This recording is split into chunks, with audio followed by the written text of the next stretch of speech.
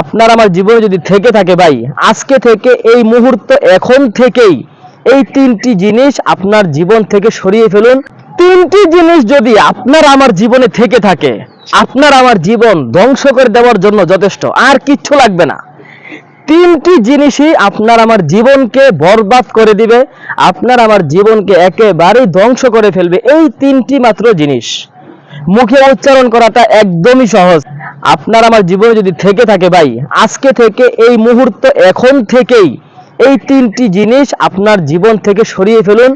আপনার আমার জীবন থেকে সরিয়ে ফেলা উচিত যদি আপনি আমি আগামী দিনে ভালো কিছু আশা করি।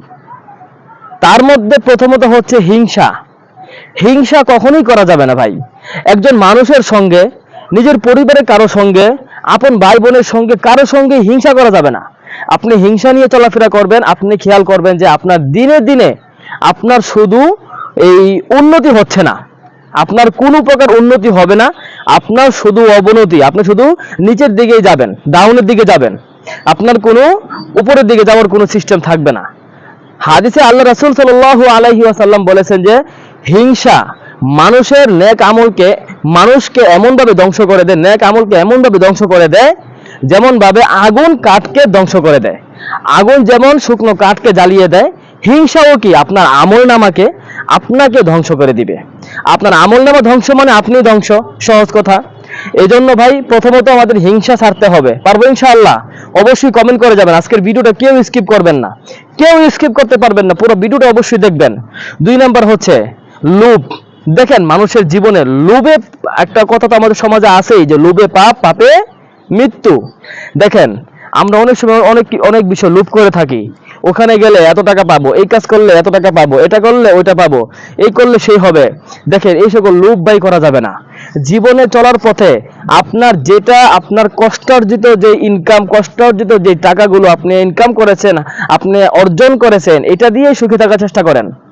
অনেক জায়গাতে দেখবেন বর্তমানে কিছু কিছু জুয়ার সাইট বের হয়েছে, ওখানে বলে যে আপনি 1000 টাকা ডিপোজিট করেন 2000 টাকা পাবেন, 1 লাখ করেন 2 লাখ পাবেন, 50,000 করেন 1 লাখ পাবেন। আছে না এরকম ভাই? এগুলো লোভ। আপনাকে লোভ দেখিয়ে একটা পর্যায়ে এমন অবস্থা করবে আপনি রাস্তার ফকির, আপনার চেয়ে ফকির আর কেউ থাকবে না। ঠিক আছে, 2 নাম্বার গেল।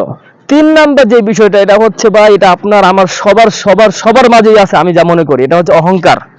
একটু সুন্দর একটা কাপড় পরতে পারলে, 500 টাকা দান করতে পারলে, কিছু টাকা গরিব দুঃখীদের খাওয়াতে পারলে, অহংকারের ঠেলায় তার শ্যামায় কেউ পাড়া দেয় না। আছে না এরকম? অহংকারের ঠেলায় তার শ্যামার মধ্যে কেউ, শ্যামা মানে কি বুঝেন? শ্যামা মানে ছায়া। ছায়া, এই যে আমি যেখানে দাঁড়িয়ে আছি দেখেন আমার একটা ছায়া আছে, এটাকে আমাদের গ্রাম্য ভাষায় বলে শ্যামা। অর্থাৎ অহংকারী ব্যক্তির কি বলে? ছায়া। ছায়ার মধ্যেও কি কেউ পাড়া দিতে পারে না। এরকম অহংকার করা যাবে না ভাই।